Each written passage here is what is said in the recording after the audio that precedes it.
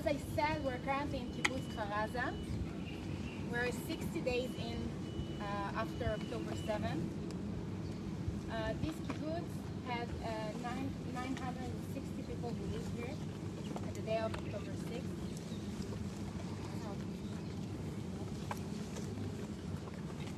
And on the 7th of October, 63 people murdered here, 18 kidnapped, and 1 is unaccountable for.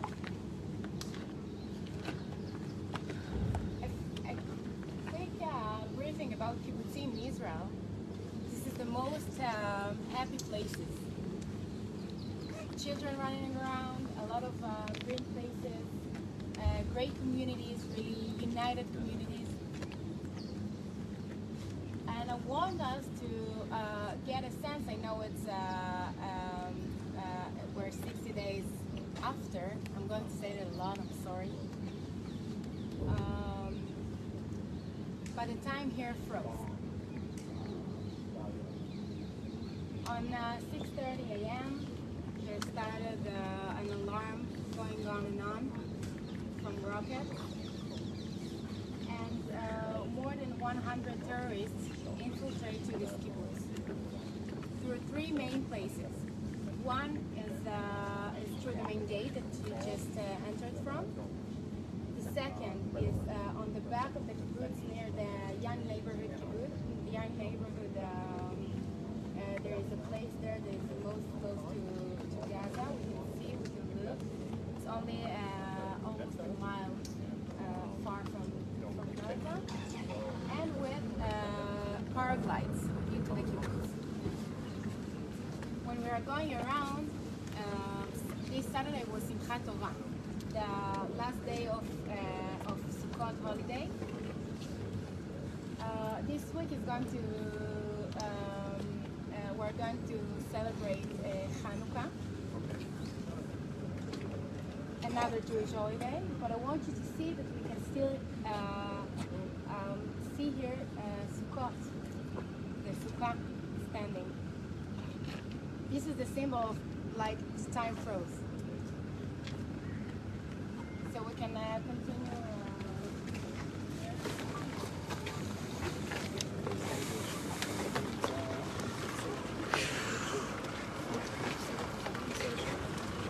Hey everybody.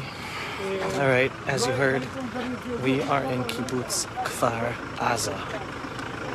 This is one of the kibbutzim, one of the Jewish communities down south on the Gaza envelope area. One of the hardest hit out of all the kibbutzim, out of all the communities here down south. She said 63 residents here were murdered from this community, and 18 kidnapped into Gaza. They told us to put on our helmets. There's so many people here without helmets. Like groups over there. And without vests. So you could say that we're more protected, but I'm taking my helmet off. We did say that we're a mile from the Gaza border. We are. Everyone say hi, Jamie Geller. Yes. The Gaza is Everyone's there. And Yaakov Chaguel. Hi. Yaakov, what are we doing here today? Yaakov Chaguel is the head of the World Zionist Organization, and this is a group organized by Yaakov and his team, his staff. What are we doing here? אנחנו היום כאן בכפר עזה. So we're here in Kfar Aza עם משלחת של מובילי דעת קהל. with a group of influencers מארצות הברית. from the USA. כדי לחשוף דרכם לציבור בעולם איזה פוגרום היה כאן. In order that more people around the world are exposed to the horrendous massacre, pogrom, is the word that Yaakov is using right now. הדבר השני, אנחנו כבר עסוקים בבנייה. כבר עסוקים ביום שאחרי, כבר עסוקים בלהביא לכאן עוד ועוד עולים כדי ליישב את החבל ארץ הנפלא הזה. All right, yeah, what Yaakov just said is the most important thing. We're the Jewish people. We don't just mourn what bad things that happen to us. We build, we move forward. And he said we're already working on building and bringing more Jews to settle here and reestablish and reinvigorate and bring more life here. Thank you. Okay, Yaakov. Here we go, back to the IDF. Among other communities on the Gaza border, suffering from rockets for many years now. So all the bomb shelters that you see around us are not something that is here after October 7th. It's something that was here before. And you can see, you'll see in other houses, but you can also see here on the wall. You see the side, the letter C, you see other places. C is for clear. So when after October 7th, when the IDF troops came into the different houses and bomb shelters and so on to see the atrocities that were made there, they marked it in C for clear to make sure that it is safe and cleared with no terrorists inside. Do you want to introduce?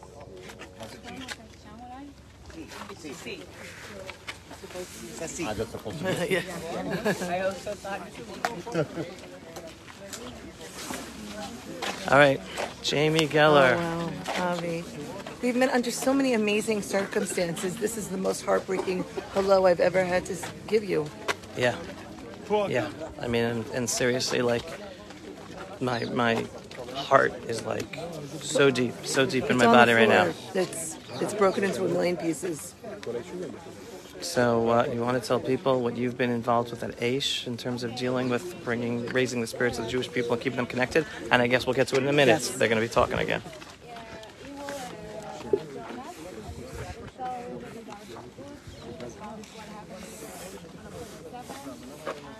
You will share with us stories about the families and goods. So we really want to take you to the family house right there. So come on, please.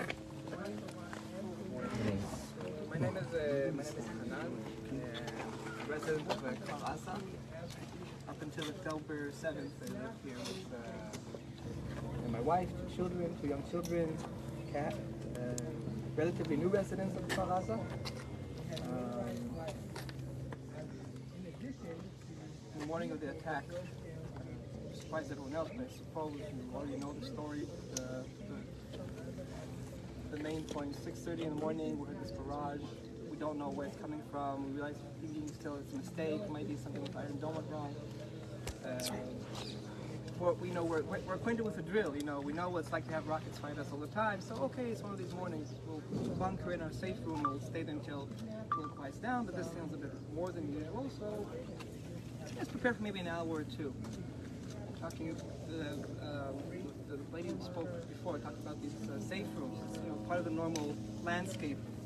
I don't know if you've seen the kindergartens in Kfar Aza and the kibbutzim around, but they're basically these concrete bunkers that painted, you know, pastel colors to look pretty. That was our reality. This is our reality. You know, there's a big skirmish every 2 or 3 months. A little bit bigger one every half year or a year. It was getting more and more frequent. We have to leave the kibbutz for 48, 72 hours, but we kind of knew the rules. And between these, you know, these day battles, life was wonderful. It was a great community, wonderful people. We as newcomers were really welcomed in. Everyone was smiling to us. Everyone we met was, you know, was welcoming us in the most beautiful way. It was a very vibrant community until at the end of October. So we're in our bunker, you know. We all have crazy stories, but talking to friends in Kfar Aza, my story personally isn't that interesting, you know, compared to other people that, you know, lost family members or had their houses burnt on top of them, or were, you know, amidst battles. You know, I was in a bunker with my family, with my parents we were visiting, 20 hours. Throughout the day we get reports. Also externally, when the news, we know what everyone else knew. We didn't know what's happening outside, not until we get back pictures of pickup trucks with machine guns and Sderot. Start to grasp that something much bigger is happening. And our WhatsApp group started getting us information, you know, Ophir, he was like the first thing we got to notice that he was killed, Ophir Lipstein. Another member, father of a child from my son's kindergarten, he was wounded, he died, died in the kibbutz. It started to come in that, you know, this is a lot bigger than we thought. And throughout the day, battles. I live in the other side of the kibbutz, relatively a new neighborhood that the terrorists didn't really get to until later in the day. And suddenly, like around 2 p.m., my neighbor who lives right in the corner of the kibbutz starts writing to us, listen, I feel someone's pulling on the lever of the mamad, of the safe room. These rooms aren't lockable. They're not designed to be locked. They're designed to be open from the outside, so rescue teams can rescue people inside. So my neighbor guy, he's like holding the lever from the inside and he's like writing to us, someone please send forces. This is already late in the afternoon. And every 10 minutes or so he's writing, look, someone's still pulling on the lever, someone please help, someone please help. And after 2 hours he's writing, like, I can't hold the handle anymore. I can't hold the handle, I'm getting tired, someone please send help. So luckily for them, it was a happy ending. Eventually, special forces did reach their house, and there was we heard it. I heard, like, this is how I know now how to differentiate between a Kalashnikov AK and an M16 by the sound. It's like the crazy things you learn living around here. It's just so close. We're used to learning the sound of the UAVs and the helicopters and the rockets and the Iron Dome. Here's a new sound. Really close. So they were rescued. Him, his wife, daughter, she was pregnant, gave birth, 1-month-old baby, she's fine, she's safe. Yes, really much better. I want to take you someplace I want to show you first. But there's like a regular route, but the more I meet people and I hear stories of friends that survive, the more crazy things come out.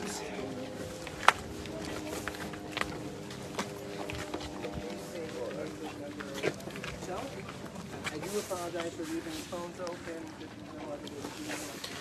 So you see lots of groups coming here in order to understand real time, real place, not just by the videos, not just by the pictures, not just by the articles, but by coming here. Groups of Jews from all over the world. I was just told there was a whole group of French Jews, whether they came or they're coming, and again, all over the world, Americans all over the world. All come in here to better understand and meet the people, the survivors, see the places, making it that more real and internalizing what the Jewish people just experienced. Because again, this was an attack on the Jewish people. The ones who paid the heaviest price are the Jews who live here in the south of Israel. But this was an attack on the whole Jewish people, and they say so. It's against all of us. Here, let's see where we're walking. Here in this beautiful pastoral kibbutz.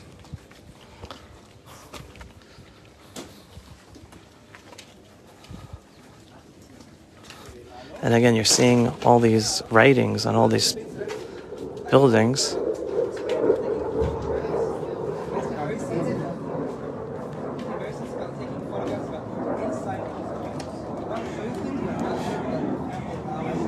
Okay, בסדר.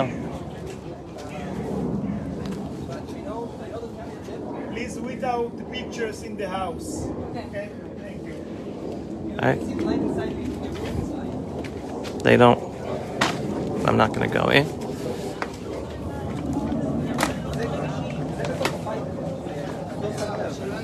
So you see destruction. I'm not going to go in because they want to.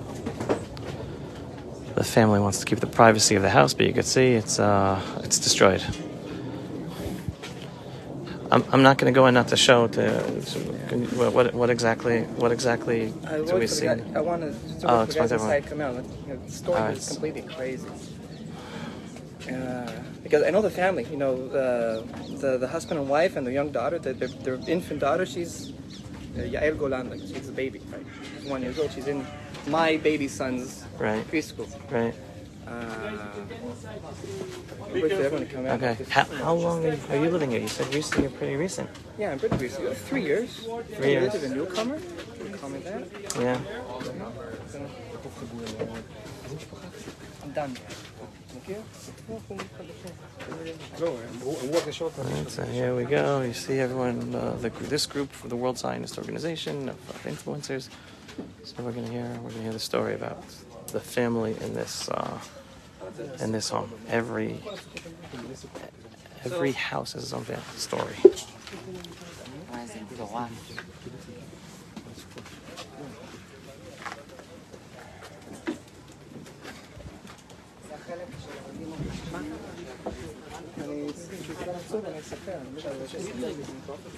זה החלק של החיים הראשונים שלך. זה קרוונים, זה מה שנקרא תאילנדים, אבל גם משפחות צעירות. כן, זוגות צעירים שעוד באו. פה? שמי חנן.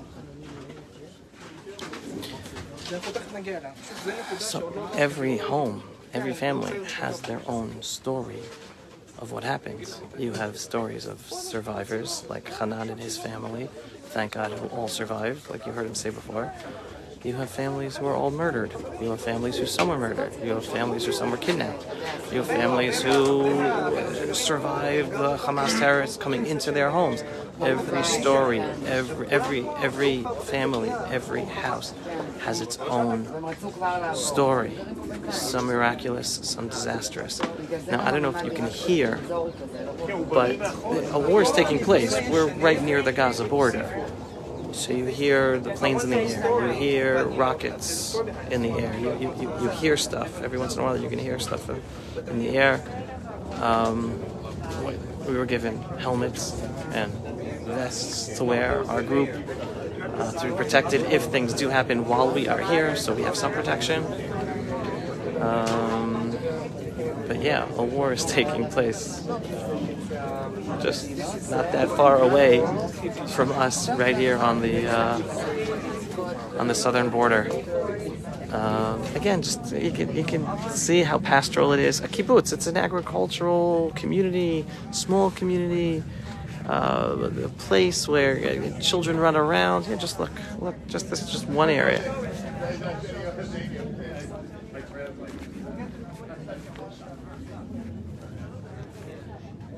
Alright, just nice, pastoral place.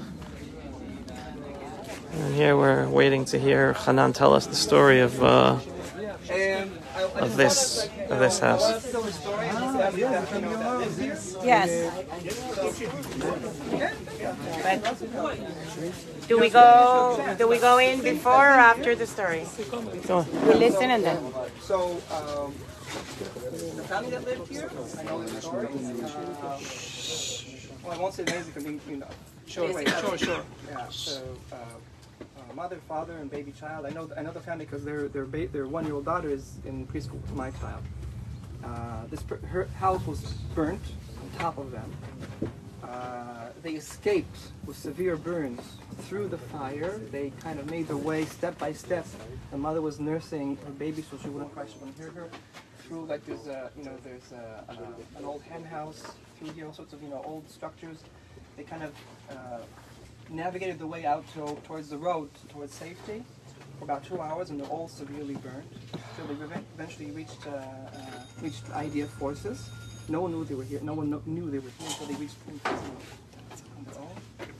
And as soon as they were evacuated by helicopters, they all collapsed because of fatigue with the burns, and they were immediately transported to Tel Shomer Hospital for burn clinic.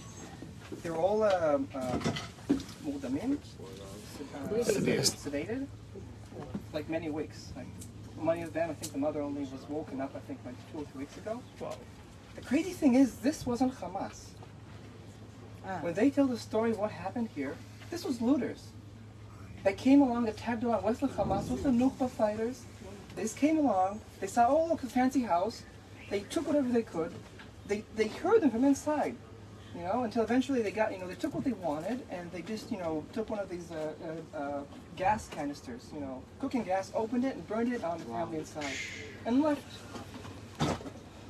That's the looters. Everyone's talking. Yeah. The innocent civilians that came along. Innocent civilians. That just tagged along for the party. That's what it was. There's no blemishing this. This is just what happened. They didn't have weapons. They didn't shoot them because they didn't have weapons. Just, oh look, that open fence. School day. Let's go see what the Israelis have. And when they're done, burn the place down. אפשר להיכנס פנימה? כן, נצלם לו. No. Yeah, it's Don't enough. take a picture inside. Please don't take photos. It's a private home, okay?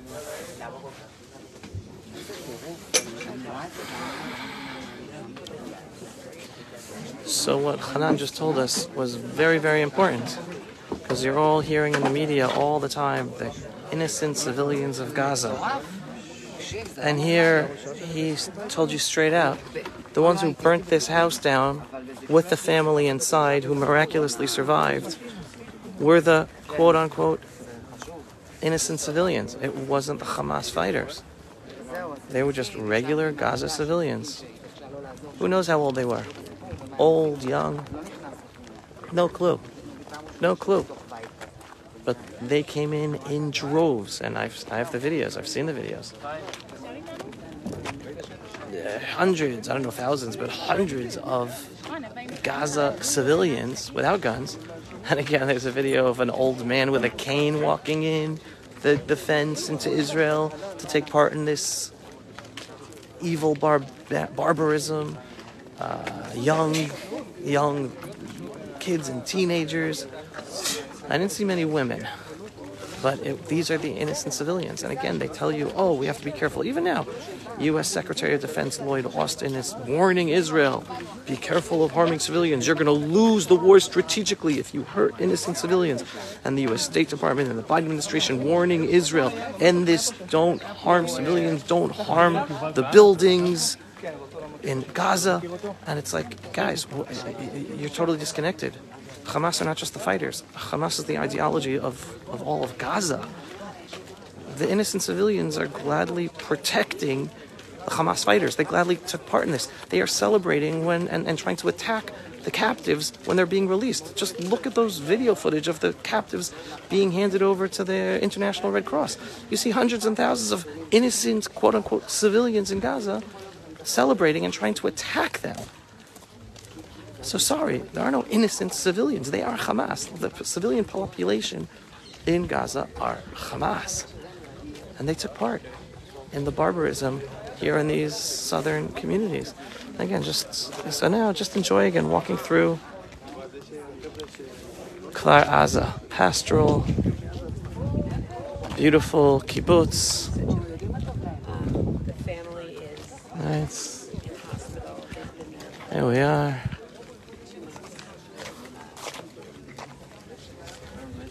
Where do you live? Me? 5 towns. Oh, you do? Right in the 5 towns? Woodmere. How about you guys? Right there. Dallas. I got married in the summer. There's the pastoral kibbutz. I'm blessed when I was a kid. I used to come to Israel on family vacations, and we used to go visit kibbutzim and stay on kibbutzim. Here's another bomb shelter. Again, you're seeing all these writings, numbers on these different buildings. And it's by the army as they were going through and writing signs like to letting everybody know like what the status is of the house. Has it been looked at? Is it clear? Beautiful pastoral kibbutz of Kfar Aza.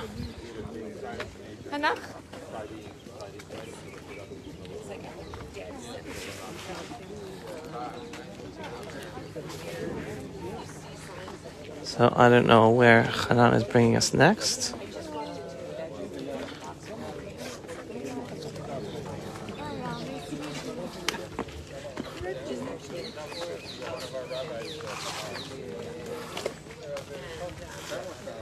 But here we're going. Let's see what else we're going to see here.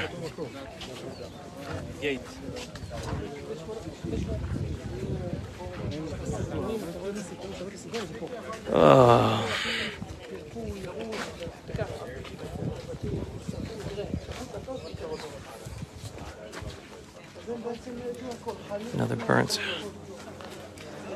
Another burnt home. One by one, destroyed homes.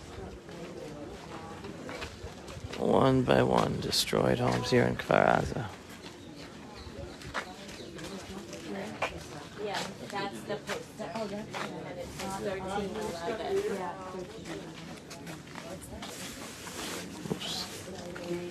Let's go here. What Hana? הכפר של השכונת דור צעיר. אנגלית. אח שלי אנגלית. This is like this neighborhood has become famous by now. This is like the Dol Tzayir, the younger generation neighborhood has become infamous. And most of the carnage happened. You will see momentarily the fence, the gate. There's a fence at the gate leading to the Kfar Aza's fields are just behind us. Gaza is there. Yeah, Gaza's that direction. Okay? What? Nothing. How far? Nothing. Gaza from here is about less than 2 kilometers. Like Less one than 2 mile. kilometers? About 1 mile away. Around 1 mile. 6 kilometers away. Yeah, depending where you measure from fence to fence. So And this from is inside, a it's about young- another 500, 600 meters inwards towards the first lines of homes. But yeah, there's a agricultural gate which is used for the local farmers, and that was broken open. And a lot of Hamas forces just came into this neighborhood and had a field day. So complete destruction. Most of the people that lived here were young adults. Their first house outside of their parents' house. Students, 20, 23-year-old, 24-year-old young people. This area is also very hard to reach by the military because there are also Hamas forces on the road. On the eastern side of the kibbutz, you see a lot of destruction on the other side. So it took IDF forces a long time to fight their way into this neighborhood, and by the time they reached here, it was completely devastated. I know Sivan El Kabetz, I know this house. Her parents are neighbors of mine. She was slaughtered here in this house, and the mother tells us. She told me she was the last WhatsApp from her daughter was around 11:30. No, 9:30. Sorry. They were inside the safe room. And she's writing to her mother, listen, they're in the living room, please pray for me, and that's the last time she saw her. And you don't see it now because Zakav already cleaned up all of the mess. The blood, the stains, the remains. You can see it's written there on the wall, it's like, human remains on the sofa. Well, it's not there and the sofa's not there either anymore. They saw it. Sofa and a huge blood stain on the middle of the sofa. So if they were in the safe room, someone took them out, put them on the couch, and shot them on the sofa. Okay? And the Jason house belongs to Nika Epstein, who was in there with his girlfriend. And again, she escaped through the window while he literally jumped on a grenade and sacrificed his life for her. And a lot of the young people that were abducted still have Alon. Shimlis. His sister was with us last night. Ronnie. Shimlis. She was abducted from here at the one also.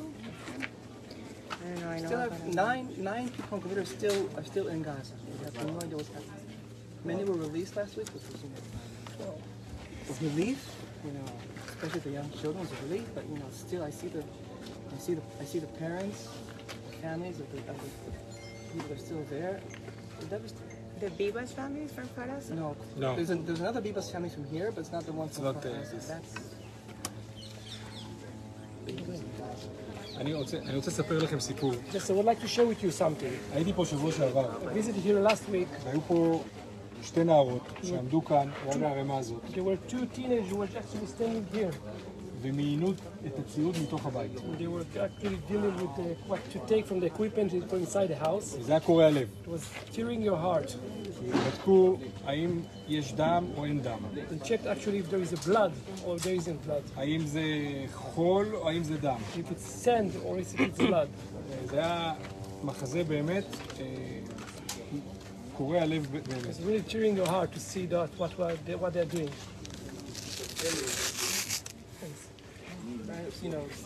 The Zaka teams have been working here non-stop for the last 2 months. They're making our job harder. Because a lot of it's been cleaned up already. But you've seen the pictures. A lot of people I couldn't tolerate to look at. There's blood and carnage, death everywhere, and the smell also. The first few weeks afterwards, it was still raw. Unbearable. So this is like Dol Tzayir, we can walk through it. I know that the mother allows a journalist to photograph this house, her daughter was killed in, so can I just add a couple of things in the it's in Hebrew, so I'll just read for you. Here on the wall, you see it says "Sridei Adam al Safa." It means body remains on the sofa. According to the Jewish costume, it's our commitment in order to respect the death to take every single thing that we can that has body remains on it. So when you walk in, you can see that the sofa is teared apart, so they can take every single thing that has body remain, blood, anything on it, in order to respectfully bury it. So yeah, this is what it means in Hebrew. And another thing is that you see the circle with the dot inside. This is a sign that means that they found a body, dead, or one or more dead bodies inside. So unfortunately, you will see this mark on a lot of houses. I can spot 1, 2, 3, and I know there are more. So it's a small symbol, you know, just like a spray on the wall that just shows you the numerous numbers of bodies that they found here in this neighborhood. And please, just a reminder, these are private homes of people and families. So you can take photos from this house inside, but please, the rest of them do not walk in. You can take photos and videos from the outside, but please just respect the people that are here. You can walk inside the house. And one more thing, in this house, you'll see it on the ceiling. They threw a grenade inside and it was exploded. So if you walk in and you look around, you see it on the fridge, on the ceiling, everywhere. You just see the explosion. You can see the dirty dishes inside. People were in the middle of their life, you know, they didn't wash the dishes Friday night, and they're still here. It's just, you know, just like that in the middle of their lives. So.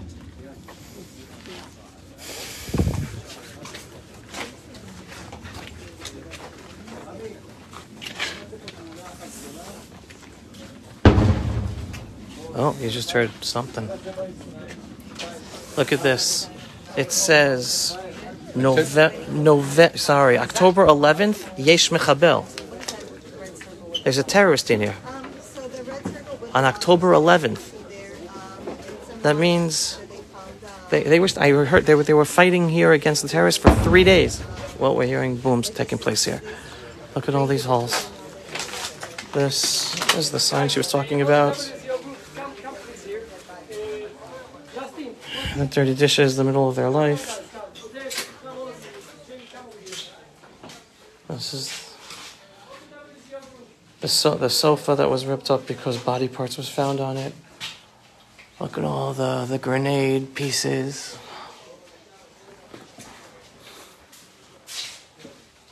Unbelievable.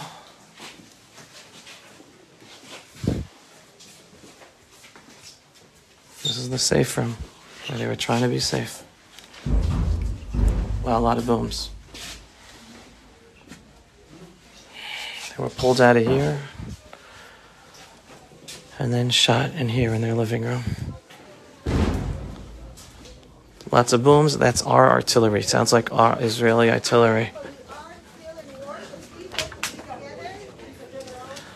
Now I want to double check. It said, I want to ask the IDF soldier.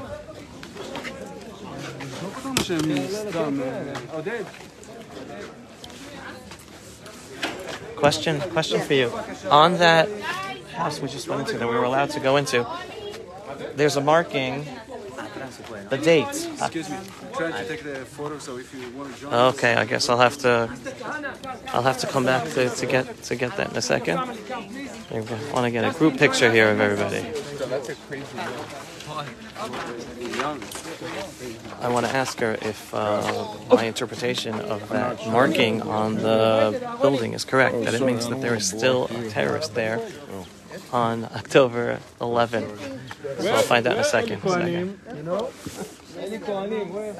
כנס רגע לבית, בטח בפנים שם. איפה דביר? Here's the Don't smile, please.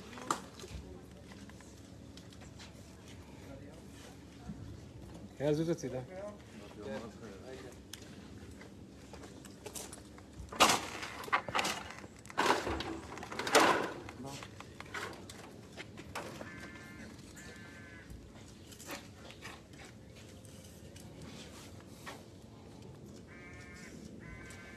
Thank you, Elad.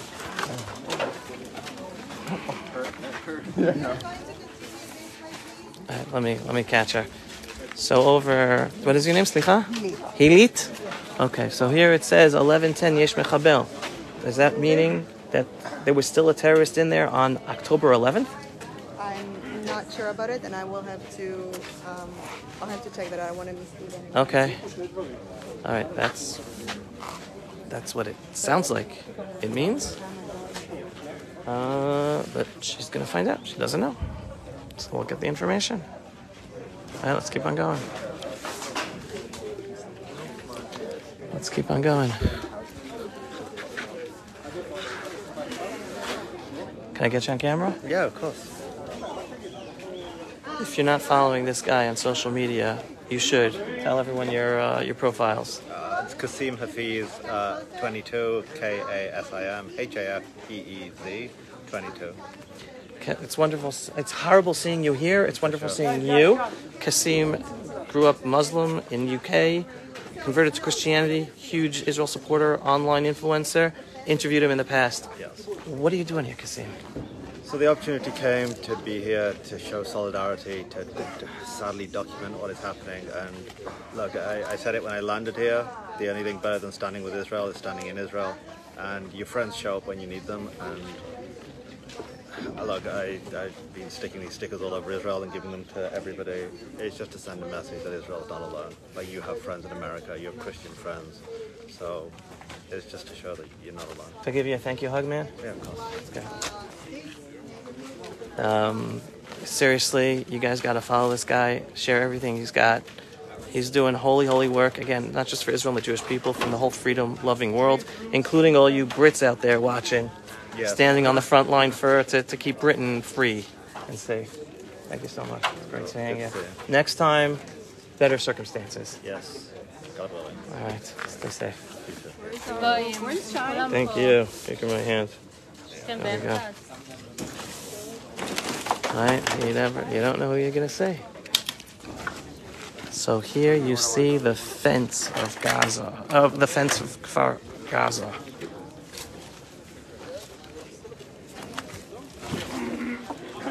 Right, that's the fence. So they came, I guess some terrorists came through there, and that's why this area of Kfar Aza was so decimated and hit so hard because it was so close to the entrance of so many terrorists who came in. And again, each one at a time, totally destroyed. I know, hi. For a second. This house here. זה הבית שגר בו, הדירה שגר בו ניצן ליפשטיין. This is actually the apartment of that Nitzan Lipshten was living in. ניצן ליפשטיין זה הבן Nitzan Lipshten is של the אופיר son ליפשטיין, of Ophir Lipshten. שניהם נרצחו. Both of them been murdered on October 7th. הוא נרצח כאן, בתוך הבית הזה. His son was murdered actually here. ואני in מקווה this שיהיה לנו house. הזדמנות לראות איפה אופיר נרצח. We hope to see the point where Ophir was being murdered. יש לנו אישור מיוחד. We have a confirmation. זה לא קורה פה עם קבוצות. יש לנו Doesn't אישור happen מיוחד in groups. מהמשפחה. We have from the family confirmation. להיכנס פנימה, To get inside, לראות את כמות הכדורים, the amount of the bullets, לראות את דלת הממ"ד מחוררת בכדורים. to see the door of the safe door, how many holes you have inside. והכי חמור, The most worst ואת זה thing, אפשר לראות מבחוץ, ששורפים למוות. and that you see, that is the worst thing, that you see that they burned all the house. אז אני מבקש להיכנס בזהירות אחריי. They burned him to Very death. carefully. זה מקום קטן, מי שרואה שיצא אחרי זה. It's small, it's just small place. Just get in and get out quickly outside. No problem. Oh my God. Just look at this place. It still smells. You can still smell the smoke in here. All destroyed. All burnt, all destroyed. Look at all the holes. All the holes all over the walls. And then he's going to show us all the bullet holes in the safe door. All the bullet holes. Yeah, this is the safe door. All these bullet holes. And totally black in there. Totally black. Oh my God. Again, it still smells like smoke getting out so more people can get in.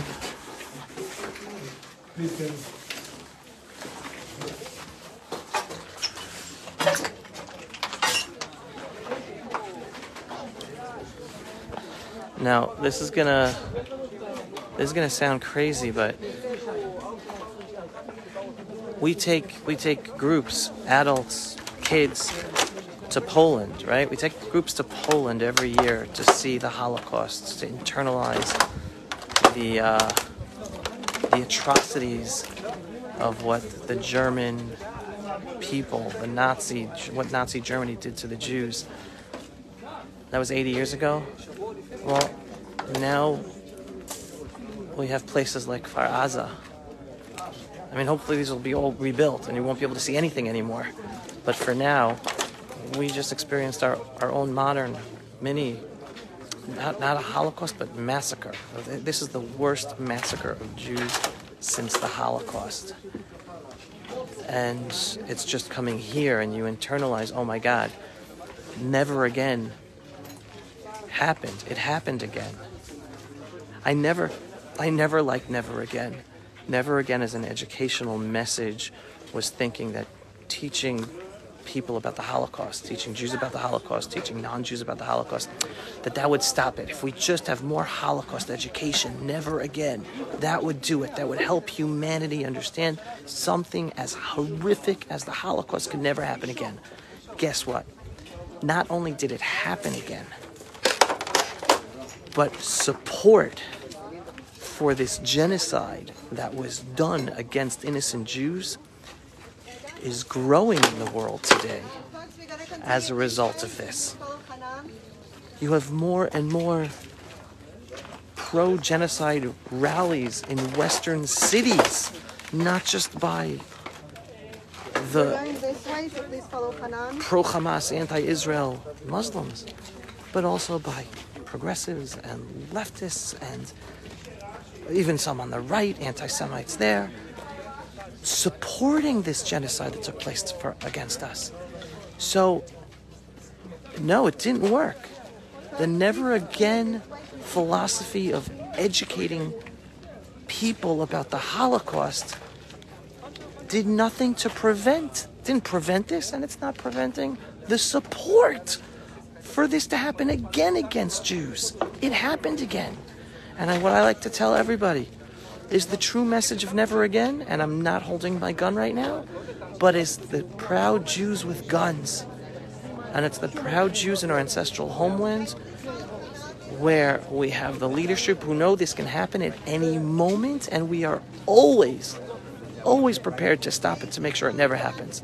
Unfortunately, after 30 years of an Oslo peace process that didn't bring any peace, it just developed more war and terror against us. Too many of our military and intelligence leaders who then gave misinformation to our political leaders were not prepared. They did not think something like this can ever happen again. But to truly implement never again means that our leaders must understand the only way to ensure never again is not just having an army, but understanding this is the Middle East, where we have enemies who want to destroy us every single moment. And that means our army is not good enough that they're just there and that they're just trained, but that they're ready at any given moment to ensure something like this never happens. And that we have to get rid of all the current leadership of the military and the intelligence and replace it with new, young blood of proud young Jewish officers. Thank you very much. You got it. Thank you. Who understand that this can happen again. And like Dr. Mordechai Kaidar says to me all the time whenever I talk to him, one day we will have peace, but that peace is only going to come when our enemies are so afraid of us because they see what we can do to them at any given moment. They're so afraid of us that they're never going to lift a pinky against us. That's how we're going to have safety here in the Middle East. And unfortunately, leadership that gives over a picture of weakness, of Jewish weakness, we're willing to give up our identity, we're willing to give up our holy places, we're willing to give up our homelands, we're willing to give up our ancestral homeland, that is viewed in the Arab Muslim Middle East as weakness, well, we're not going to be safe. It's only when we stand up proudly for our identity, for our ancestral identity, for our ancestral historical connection to our homeland, understanding land is respected, working the land is respected, respecting your holy sites is respected, and respected not just in positive respect, but then feared. When you stand up for yourself, you're feared here in the Arab Muslim Middle East, and that's what we need. We need our enemies to fear us so that it never happens again. He's one of the 3 or 4 that survived being outside and, escaping the bullets the whole time. Anyway, so, he's telling me firsthand, like, I found this pickup truck, this white pickup truck, this infamous Toyota. Yeah. And, like, it's already been abandoned. I know it's been shot at, and, like, he sees the bed behind it, and he sees, okay, there's, like, lots of water, ammunition, RPGs, a bag of dates, and maps. And the maps have everything. Here's the armory, here's the Hamal. Command center. Here lives the mayor, here lives the security officer, here lives the community leader. They had intel. They came here with intel. This is why they came in here first. Swoop into the kibbutz. They immediately reached the armory. The plan was that the readiness squad, they come from the homes, reach the armory and arm themselves and then go out to battle, but they already waited for them at the armory if you pass them all the way up here. A lot of people died there in that long before. It's a little structure we see in the way back down. But they had intel. Exact intel. It's not just that. They had, this was a battle plan. At first they had like the artillery, and then they had the paragliders come in for like first, shock, and then call it slaughter teams, just kill whatever they could. And later the abduction teams came in. It was very organized, somewhat organized. Then you have like the tag-alongs that come along because of the party. Why not? Just before we continue, Ron talked about it before that the holiday of Sukkot is a high holiday for the Jewish people. October 7th was the holiday of Simchat Torah, which is the last day that we actually sum up the holiday of Sukkot. One of the customs is to sleep in the sukkah under the skies outside. It's been 60 days now, 2 months since then, and time actually froze here. The sukkah is standing still. Since then, time just froze here, and it's actually also one of the other things that you can see here is that it was also the month of the local elections for regional councils and cities and local authorities. And Ophir Liebstein, who was the mayor, used to be the mayor of the Regional Council. Regional Council. You can see the signs on. They were in the middle of election season, so the signs are on. His face, you could see him. You could see the face, in the kibbutz for the elections. And he, as his colleagues, as the people of the kibbutz, he lost his life defending the people that he protected. You're part of the readiness squad as well. Yeah. So, we're going to continue to see the house of Ophir. Wow. Holiday learning. Yeah, holiday learning. Noam Stahl, he lost his wife, so he organized it. I think it's very nice. But, so after wedding, did you have an apartment there? Did you get married? Or? No, I mean the young people. Like they came in here and I told them Again, enjoy this pastoral Israeli community, kibbutz. And again, you see the writings on the walls. It says, 11:10 I imagine that means on October 11th it was clear. So again, I could be wrong, but that means this place was only cleared on October 11th, right? The massacre began on October 7th. The army didn't clear this place out of terrorists until the 11th, 4 days later. It's just insane.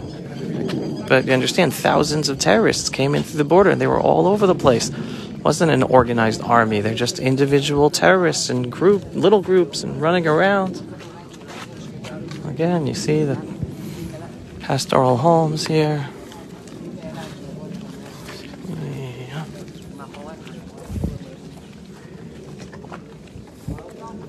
And a war took place here. A literal war, massacre. Again, 1110 C. I imagine that means clear. Another nice house. Yard. Guys, please.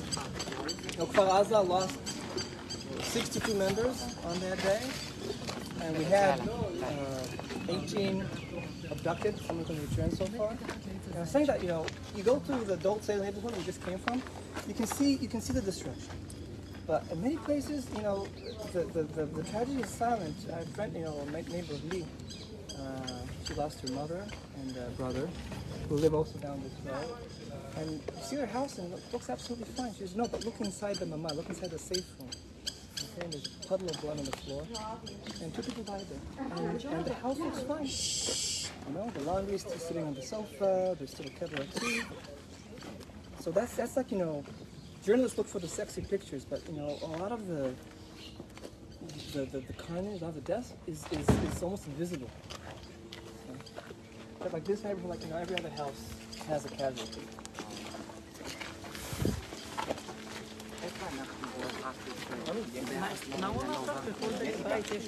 Still a sukkah up?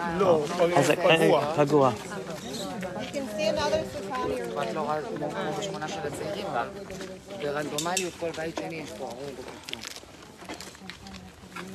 No, looks like someone lives there, or some a resident is there. See over there, another group of people here visiting.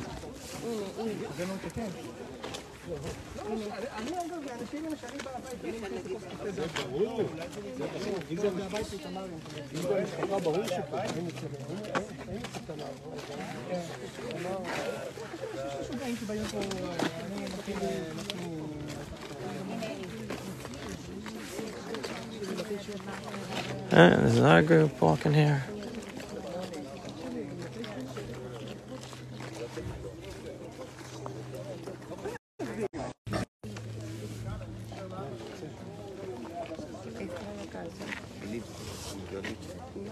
La niña que perdió a mamá y el hermano.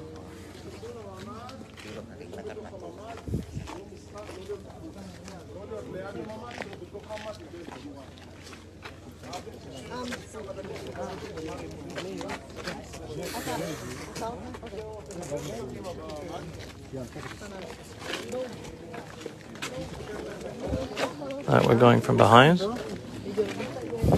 Oh, this is it. This is the house of the mayor who was killed on October 7th. And earlier, the burnt house was the house of his son, who was also killed.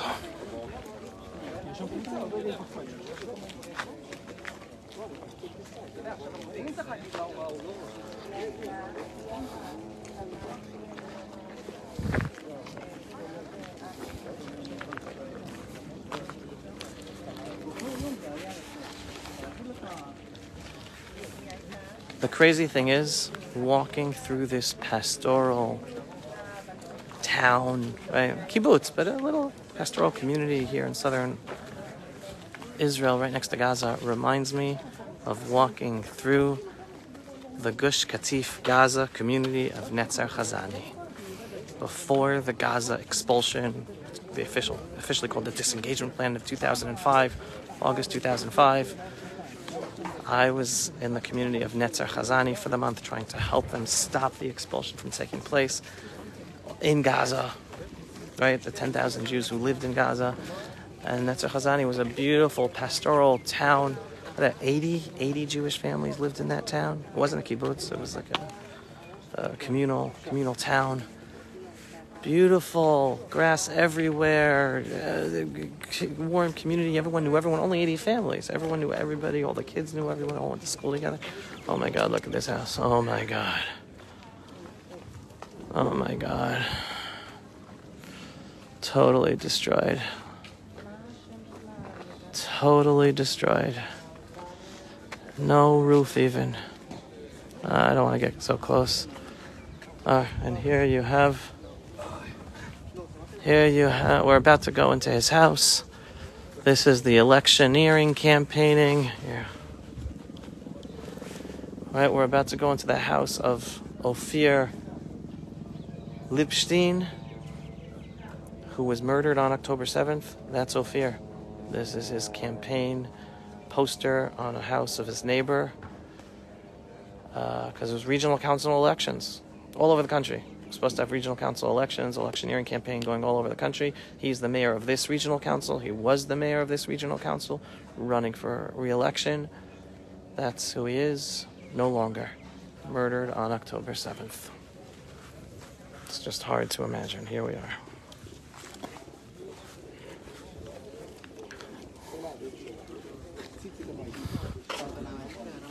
Oh, so here you say 10/10, October 10th clear. So they cleared this place on October 10th. This house, Charles and Lily Tamari, they lived in this house.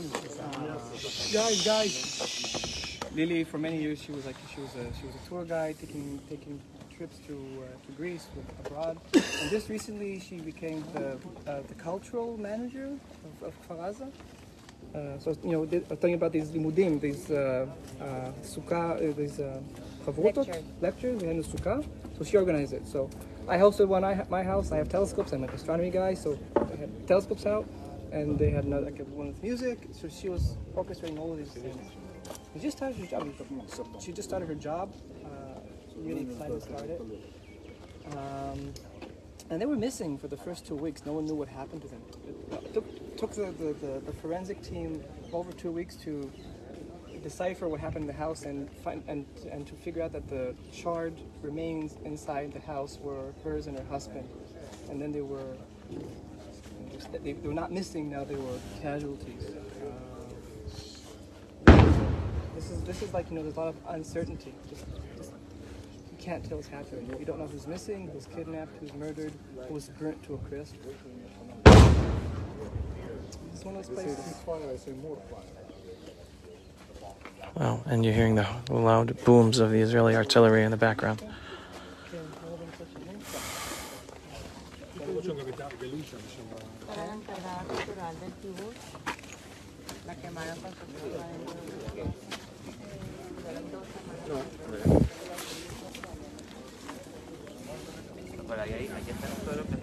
Here, you see a little, whoa, really loud. Here you see a little tree house. It's like, kids lived here. Kids played here. And it turned into a community that was massacred. So now we're going into the house of Ophir Lipstein, the former mayor of the regional council here.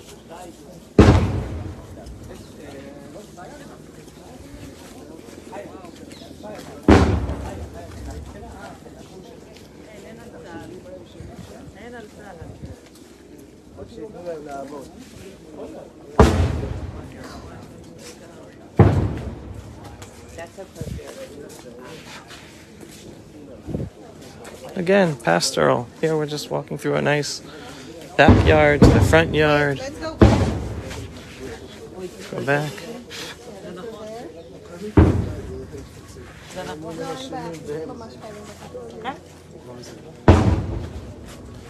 Whoa, whoa, whoa, whoa.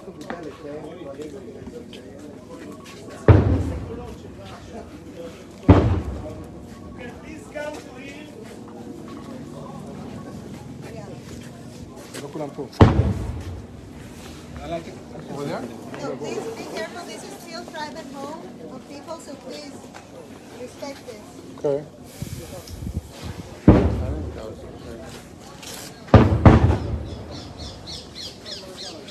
Ben, right?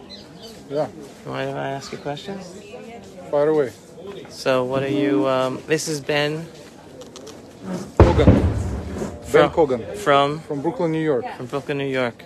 What brought you here, Ben? Why are you? What are you doing here? I want to see it. So when I come back, people ask me. I can tell them that I saw it with my own eyes, and there is no more questions. Who said? She said. I saw it, and this is it. It ends right there. When you were. And I want support to my family. Stay with my family. Stay with you here. So that we're here. I'm gonna come back to you. Let me get what they're saying. פה גר החבר הטוב שלי, שהיה ראש המועצה האזורית שער הנגב. The head of the council of regional Sha'ar HaNegev was living here. A good friend, he was unfortunately a good friend of him. ואופיר ליבשטיין, היה איש של שלום. Ophir Lipstein was a peaceman. אין שבוע שהוא לא פגש פלסטינאים מאז. There was no any week that he didn't a Palestinian delegation from Gaza. הוא ניסה להקים פה אזור תעשייה משותף. He tried to establish here an industrial area here, together with the Palestinians. וב-6:30 בבוקר. On 6:30 a.m. in the morning, on Saturday morning. שהתחילה פה העניין. When everything started. הוא עזב את הבית. He left his house. עם האקדח שלו. With his private pistol. הוא רץ למחסן הנשק. To the weapon. Armory. Depot. Armory. ולקח נשק ארוך. And he took a rifle. ונתקל במחבלים. And he was heading toward a terrorist. והנשק שלו היה לו מעצור בנשק.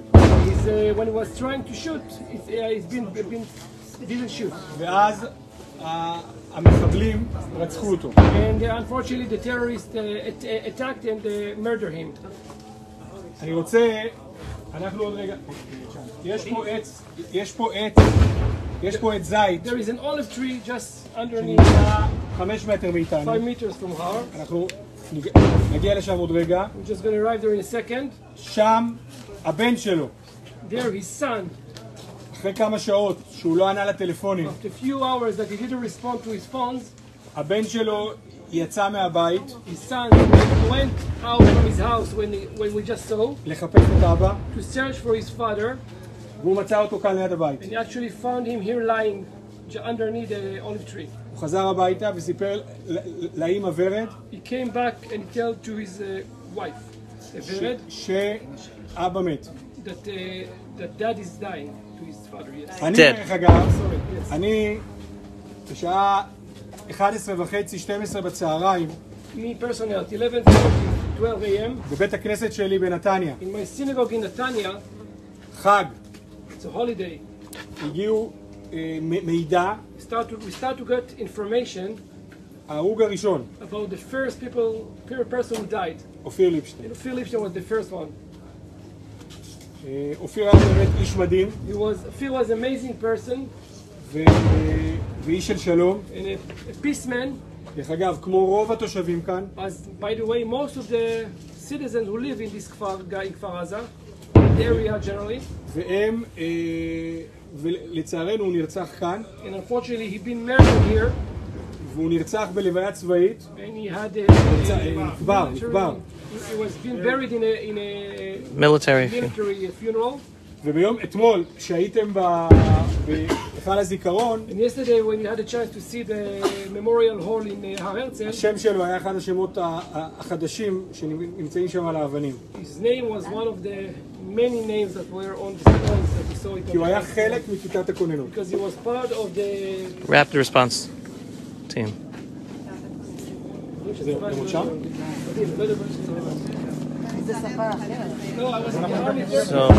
So Ben, yeah.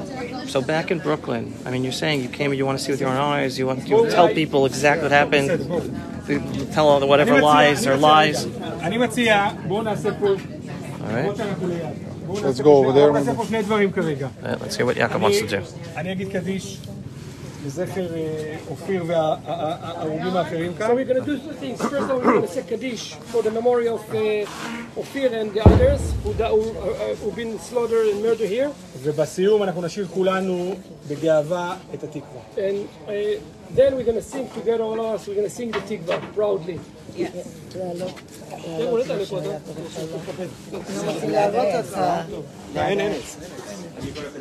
גדל והתקדש שמי רבה. אמן. יאללה דיברה קירותה וימליך מלכותה ויצמח ופנה ויקרב ושכם. אמן. וחייכון ויום יכול וחיי לכל בית ישראל בעגלה ובזמן קריב יאמרו אמן. אמן. יהי שמי רבו מברך לידו ומעל מיה.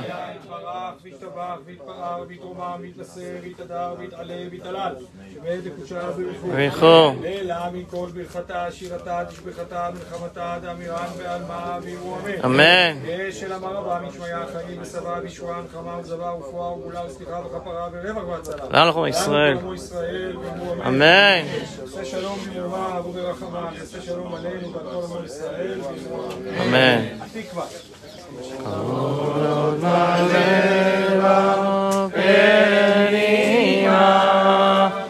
נפש יהודי הומייה ופתי מזרח קדימה יין לציון סוביה עוד לא עבדה תקוותנו התקווה בשנות 40 להיות עם חופשי בארצנו ארץ ציון ירושלים להיות עם חופשי בארצנו ארץ ציון ירושלים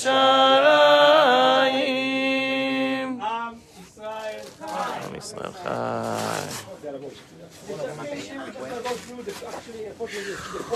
Where he fell under the olive tree. Alright, so let me catch Ben again. Ready? We'll get Ben for the end. So Ben, back in Brooklyn, are you seeing that people are not believing? Are they calling out the lies? Are they saying different things happened? What is your experience when what you're hearing and seeing? So, right now in the media you see people denying this, and look, it's not a secret. There's a lot of stupid people in the world, but we have to combat this stupidity. So I am here so I can give them the answers when when people say, you don't know, have you ever been there? I've been here. I saw it, I smelled it. You can smell the death. You see you can experience the story. You can see the life ends at the most beautiful moment. You can see dishes that were left in the evening after a beautiful dinner. You can see toys, children's toys. You have sukkahs, people are celebrating, and I hear the voices of ceasefire. And here is the place. This is the kibbutz. This is the area where most of the people who lived here, they believed in coexisting, living together, building businesses together, putting a lot of money and efforts to do this, and they were the first ones to be murdered. So when they say ceasefire, I say more fire and more fire, because we have to eradicate it, and we have to do everything. I'm here to see, so I can go to America and say, Israel is the front line of what's coming to us. We have to stop it. Israel fights the fight not only for Israel, not only for America, not only for Europe, but for the good and decency of people in the world. Yep, 100%. So I wanna end it with a blessing to people in my country, in the United States of America, the land of freedom, the land of endless. One more. So before I end with one last question, I'm going to add one anecdote to what Yaakov Chagla was telling us about his friend Ophir Lushtin. He was that So Ophir was the head of the regional council. He tried to work on joint projects for the benefit also of the Gaza Arabs, right? He believed peace is possible with the Gaza Arabs. One of the major projects he worked on was a water piping system for Gaza, right? What did the Gazans use with those water pipes? Take a guess. They made rockets out of them. He invested his time raising the investments to help with water projects, piping to help the Gazans, and they took them out of the ground and used them to build rockets to kill him, his family, and fellow Jews in Israel. That just shows you like where our mindset is and where their mindset is. And my final question to you is, I grew up in New York, know what's going on. There are tons of protests. They just had like a stop the George Washington Bridge protest. They had a stopping of the lighting of the tree at Rockefeller Center. I don't know whether hundreds of thousands, tens of thousands in the streets, pro-genocide, pro-Hamas, anti-Israel protests. Do you see whether Jews or even New Yorkers waking up to what's coming and what's happening already that's just going to grow and be worse, even in New York City? I think that, first of all, there's two questions need to be asked here. Number one, people who watch it. They want us to walk. What do you learn from this story? What do you learn from this story? And number two, when are you going to wake up? You have to wake up. The only question when. Make sure it's not too late. And I was just in America talking to everyone, and I was telling everyone, wow, it's so loud. It's really close by. Jews, start making your Aliyah plans to come back home to Israel. Start evil talking to your have to kids. be confronted. We have to be recognized as an evil. Right. Confronted and eliminated. Amen. All over the place. Thank you, man. And pleasure meeting you. I just met Ben right here this morning under these horrible circumstances, but you meet unbelievable people in dealing with these horrible circumstances, and it's all of us together that we're going to make a difference and make the world a better place. Toda rabah. Okay, אנחנו טסים. All right. All right, we got more places to go. I'm going to sign off now from Kfar Aza. Stick with me through the day. There will be more stuff of what we're going to see, places we're going to see, people we're going to meet and talk to. Spread the truth. Spread this video. If you are not yet a subscriber to Pulse of Israel videos, sign up now. pulseofisrael.com. Am Yisrael Chai. And if you want more people to see this with their own eyes and hear it, and you want to help us get these videos be seen by more people, go to pulseofisrael.com and click on the donate button every once in a while to give us the little funding we need to help have these videos seen by many more people. Signing off from Kfar Aza, the place of the horrendous massacre of our modern little Holocaust of the recent in our history. You don't have to go back to the Holocaust anymore. When you say Avarachamim, Jews, when you say Avarachamim in Shul on Shabbat before Musaf, you're not just remembering all the Jews who died al Kiddush Hashem in the Middle Ages and from the Holocaust. You're remembering the Jews from Kfar Aza right here and the others here in Israel who were massacred al Kiddush Hashem. Shalom, everyone. Thanks for watching. Pulse of Israel, frontline videos from the Holy Land.